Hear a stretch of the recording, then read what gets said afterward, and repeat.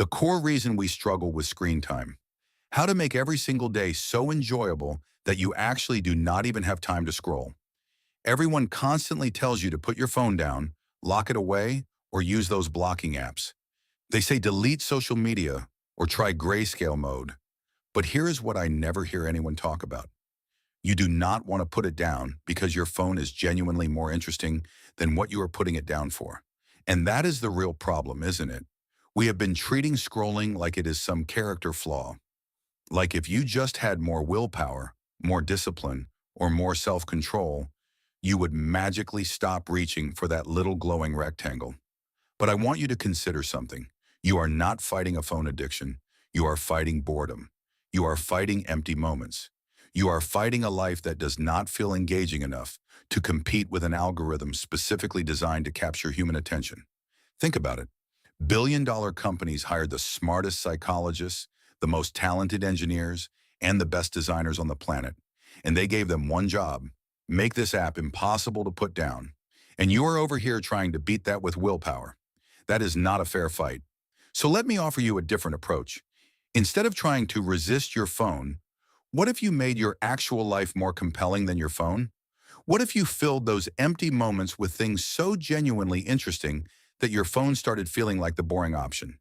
You do not have a scrolling problem. You have an empty moments problem. And that is actually great news because empty moments are fixable. So if willpower isn't the answer, what is? It starts with how you wake up. Chapter 1. The 90 minutes that matter most. Here is something I wish I had learned much sooner. The first 90 minutes of your day basically program your brain for everything that comes after. There is this thing called the cortisol awakening response. When you wake up, your brain releases a surge of cortisol. Not the stressed out bad cortisol, but the focused, alert, ready to engage cortisol. Your brain is literally primed for engagement in those first 90 minutes. And what do most people do with this precious window? They hand it directly to their phone. The alarm goes off. Before your feet even hit the floor, you are checking notifications, scrolling through whatever chaos happened overnight, absorbing other people's thoughts, other people's priorities, and other people's emergencies. By the time you actually start your day, your brain is already scattered, already reactive, and already trained to seek external stimulation. I used to sleep with my phone on my pillow. Literally, the first thing I saw every morning was whatever drama unfolded while I slept. My brain was already fragmented before I had taken a single conscious breath. So here is the first change. Your phone stays out of your bedroom or at minimum across the room, somewhere you cannot reach from bed. Then for those first 90 minutes, you do not check it at all. Instead, you get sunlight within the first 10 minutes. Step outside. Stand by a window. Let your brain know it is daytime. Hydrate before caffeine. Drink a glass of water, maybe with lemon if you want to feel fancy. Your body has been fasting for 8 hours. It needs water more than coffee. And here is a trick that actually works. Put your phone in the bathroom. Use it as your alarm. Now you have to get up to turn it off. And once you are up, you might as well start your morning instead of crawling back under the covers. But protecting your morning is just the container. What you put in that container matters even more. Chapter 2. Morning pages in the art of brain dumping. There is a practice that writers have used for decades. It is called morning pages. And I know the word journaling makes some people immediately tune out. But stay with me because this isn't really journaling. Morning pages are simple. You wake up, you grab a notebook, and you write 3 pages of whatever comes into your head. Longhand stream of consciousness. No rules. It is not about writing well. It is not about being profound. Half of what you write will be garbage. I am tired. I do not know what to write. My neck hurts. What should I eat for breakfast? That is fine. That is the point. You are emptying your brain. You are clearing the mental cache. You are dumping all the noise so something better can move in. And here is why this matters for scrolling. Most morning scrolling isn't really about the content.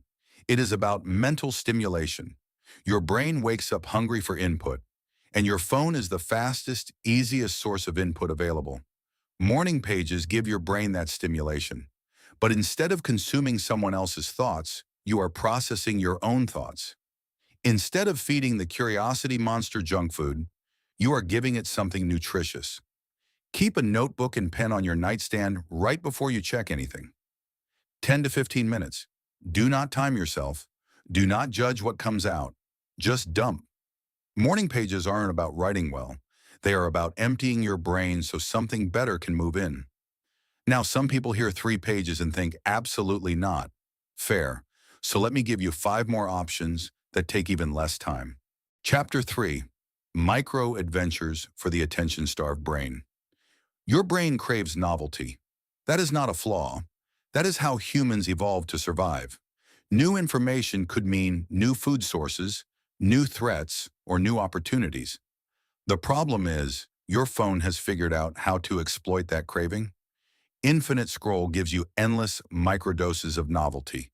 New post, new video, new notification. Your brain's novelty detector is going crazy. But here is what I find fascinating. That same novelty craving can be satisfied by real things. Things that leave you feeling full instead of hollow. Things that take less than 10 minutes. I call these micro-adventures, and rotating between them keeps each one fresh. Here are 5 to try. First, the Flash Fiction Challenge. Set a timer for 10 to 15 minutes and write a complete story. Beginning, middle, end. It will probably be terrible. That is not the point. The constraint forces creativity. Try basing it on a conversation snippet you overheard yesterday. Second, the texture hunt. Touch 5 different textures around you. Describe each in a single word. This sounds absolutely ridiculous. I know. The first time I did it, I felt like an idiot standing in my kitchen touching the countertop. But then I noticed the grain in my wood cutting board. I had made breakfast on that thing 1,000 times and never actually seen it. Third, soundscape journaling. Close your eyes. List every single sound you can hear. The fridge humming, birds outside, the weird creak your apartment makes. Then write 1 sentence about what those sounds say about this moment. Fourth, the daily haiku. 5 syllables, 7 syllables, 5 syllables about something you can see right now. Takes 3 minutes. Creates a tiny artifact. Forces you to actually look at your surroundings. Fifth, sketch something badly. Draw whatever is in front of you. No skill required. The point isn't the drawing. The point is observation. You see familiar things completely differently when you try to draw them. These fill the empty moments with actual engagement. But to really beat the scroll, you need to understand when those empty moments happen. Chapter 4. The Architecture of Your Day. Here is something I discovered when I started paying attention. Most of my scrolling happened at the same times every day. Transition moments. After finishing one task, before starting another, waiting for coffee to brew. That gap between a meeting ending and the next one starting. These in-between moments are where the phone wins because you haven't decided what to do next. And when you haven't decided, your phone decides for you. So here is what works. A time audit for 3 days. Track what you are doing every 30 minutes. Not just the productive stuff, everything. And note how you felt during each block. Engaged, bored, anxious, numb. Most people discover 2 or 3 specific recurring scroll holes. Times when they reliably lose track of 20, 30, or 60 minutes. Once you know when you are vulnerable, you can prepare. This is where time blocking becomes useful. But not just for work. Time blocking for fun? Schedule your leisure like you schedule meetings. That sounds counterintuitive. I want to be spontaneous. Sure, but is scrolling for 2 hours spontaneous, or is it just default? The Pomodoro technique works great for this. 25 minutes of focus work, then a 5-minute break. But here's the key. That 5-minute break is for a micro-adventure, not for your phone. And try limiting yourself to 3 major tasks per day. Sounds restrictive, but it is actually liberating. When you know what you are supposed to be doing, you stop asking, what should I do? And that question is what opens the door to scrolling. The most dangerous time isn't when you are busy, it is the in-between moments. Own those, own your attention. Now you know when you are vulnerable. Let's talk about where. Chapter 5. Engineering your environment. There is a truth that is hard to accept. Environment beats willpower every single time. Your phone is optimized for grabbing attention. The colors, the sounds, the notifications, the placement of buttons, every detail is engineered to pull you in. Meanwhile, your physical space is probably optimized for nothing. It is just there. So let's fix that physical environment first. Where does your phone charge at night? Move it somewhere far from where you work and far from where you relax. Make it inconvenient to grab without thinking. Clear your workspace. Clutter creates mental static, and when your brain feels staticky, it reaches for the phone to feel something else. Keep creative tools visible. A notebook on the desk, a sketch pad by the couch, that book you keep meaning to read within arm's reach. Make the good alternatives the easy alternatives. Create a cozy reading nook somewhere. A chair, good lighting, a blanket. This becomes a destination, somewhere to go instead of reaching for the scroll. Now, digital environment, notification audit. Go through every app on your phone. Does this need to interrupt you? For most apps, the answer is no. Turn them off. 99% of messages can wait 30 to 60 minutes. Nothing is as urgent as your attention is valuable. Close all tabs before focused work. Try grayscale mode. Delete apps you only open out of habit. You can always use the browser version if you actually need them. You are not building a bunker to hide from your phone. You are building a playground that is more attractive than the phone. Environment handles the external triggers, but what about when your brain is the one reaching for distraction? Chapter 6. Intentional breaks and the daydream schedule. Breaks are essential. Your brain literally cannot sustain focus indefinitely. But here is what I have noticed. Most breaks are just more consumption. You stop working to start scrolling. That is not rest. That is just a different kind of input. There is a difference between restorative breaks and depleting breaks. Restorative breaks leave you feeling better than before. Depleting breaks leave you feeling vaguely worse. Scrolling is almost always depleting. Here are restorative alternatives. Movement breaks. Put on one song and dance. I know. But physically moving to music does something chemical in your brain.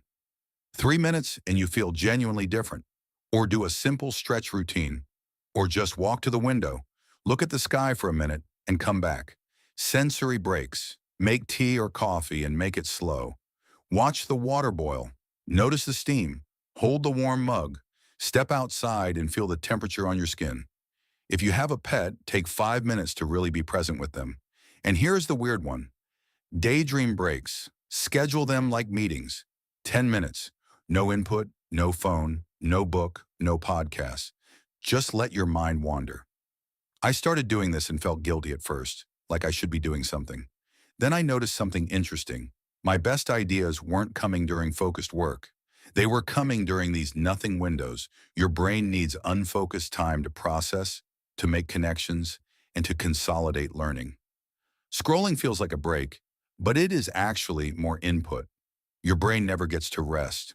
Schedule your daydreams like meetings. Your wandering mind isn't procrastinating, it is processing. You filled your day with genuine engagement. Now let's make sure tomorrow is set up for success before you go to sleep. Chapter 7. The evening ritual that sets up tomorrow. How you end today determines how you start tomorrow. And here is the trap. The evening scroll hole is the deepest one. You are tired. Your willpower is depleted. Your brain wants easy dopamine, and the phone is right there. But that easy evening dopamine costs you tomorrow's morning. You stay up too late, sleep poorly, wake up groggy, and reach for the phone because you do not have energy for anything else. It is a loan with terrible interest rates. So here is an evening checklist that actually works. First, the brain dump. 5 minutes. Write tomorrow's 3 priorities. Dump any lingering anxious thoughts onto paper. Get it out of your head so it doesn't keep you up. Second, physical prep. 10 minutes. Lay out tomorrow's clothes. Set up the coffee maker. Pack lunch if that is relevant. Put your creative tools where you will see them in the morning. You are removing decision fatigue before it starts. Third, wind down ritual. This starts 30 minutes before bed. Enable night mode or a blue light filter. Move to your cozy reading nook. Phone plugs in outside the bedroom. 7 to 9 hours of sleep is non-negotiable. Your evening self is setting up a gift for your morning self or a trap. Your choice. Daily practices are powerful, but there is one weekly ritual that ties it all together. 9. Chapter 8. The weekly fun audit.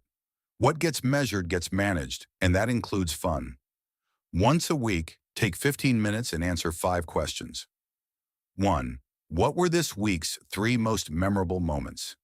If you cannot think of 3, that tells you something.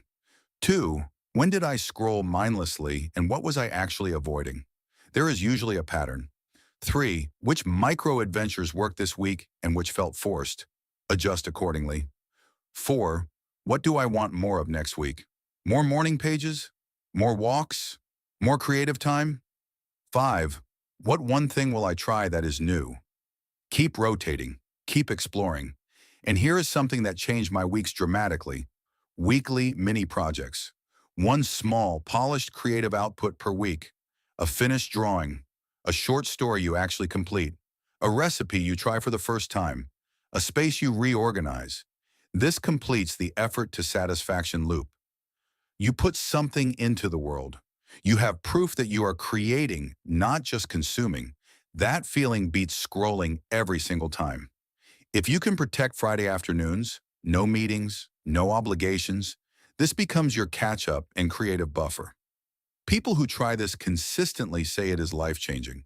Now let's zoom out because this isn't really about tactics. It is about who you are becoming. Chapter 9. Becoming the person who doesn't need to scroll. Here is something important. Habits stick when they become identity. As long as you see yourself as someone trying to scroll less, you are still fighting.